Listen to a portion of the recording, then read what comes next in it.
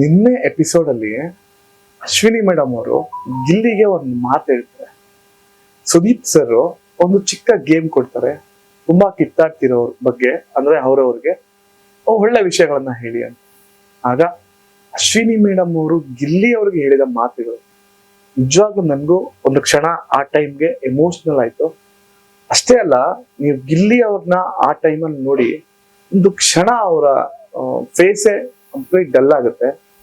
ಯಾಕಂದ್ರೆ ಅವರು ಬೆಳೆದು ಬಂದಂತಹ ಹಾದಿ ಆ ಟೈಮ್ಗೆ ಅವ್ರಿಗೆ ನೆನಪಾಗುತ್ತೆ. ಎಷ್ಟೇ ಕಷ್ಟಗಳಿದ್ರು, ಎಷ್ಟೇ ಪ್ರಾಬ್ಲಮ್ಸ್ಗಳಿದ್ರು, ಕಂಪ್ಲೀಟ್ ಅವರು ಕಾಮಿಡಿಗೋಸ್ಕರನೇ ಜನಗಳನ್ನ ನಗಿಸುವ ಕಾರ್ಯದಲ್ಲಿ ಫುಲ್ ಬಿಸಿ ಇದ್ದಾರೆ. ನೀವು ಯೋಚನೆ ಮಾಡಿದ್ದೀರಾ, 90ರಿಂದ 100 ದಿನಗಳ ಹತ್ತತ್ರ ಬರ್ತಾ ಇದೆ ಬಿಗ್ ಬಾಸ್. ಯಾವತ್ತಾದ್ರೂ ಗಿಲ್ಲಿ ಅವರ ಸ್ಯಾಡ್ನೆಸ್, ಗಿಲ್ಲಿ ಅವರ ಜೀವನದ ಹಾದಿ ಇಲ್ಲ ಅವರ ನೋವಿನ ಕಥೆಗಳನ್ನ ತಿಳ್ಕೊಬೇಕು ಅಂತ ಅನ್ಸಿದ್ಯಾ? ಅನ್ಸೇ ಇಲ್ಲ. ಯಾಕಂದ್ರೆ ಅವರು ಅದಕ್ಕೆ ಆಸ್ಪದನೆ ಕೊಟ್ಟಿಲ್ಲ. ಕೇವಲ ನಗಿಸುವುದು ನಗಿಸುವುದು ನಗಿಸುವುದು.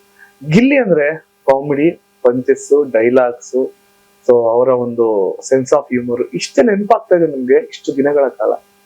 ಇನ್ನು ಎಮೋಷನಲ್ ಕಂಟೆಂಟ್ ಅವ್ರ ಬಗ್ಗೆ ನಾವು ಚರ್ಚೆ ಮಾಡಿಲ್ಲ ಅಂದ್ರೆ ಅವ್ರು ಇನ್ನು ಎಷ್ಟು ಸ್ಟ್ರಾಂಗ್ ಆಗಿರೋ ವ್ಯಕ್ತಿ ಅಂತ ಬೇಡ ಹೇಳಿ.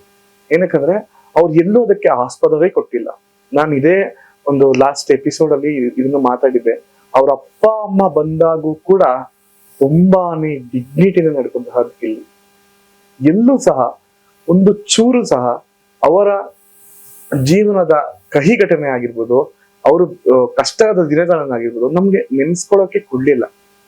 ಕೇವಲ ನಗಿಸುವ ಕಾರ್ಯದಲ್ಲೇ ಕಂಪ್ಲೀಟ್ ಬಿಸಿ ಇದ್ದಾರೆ ಗಿಲ್ಲಿ ಅವರು.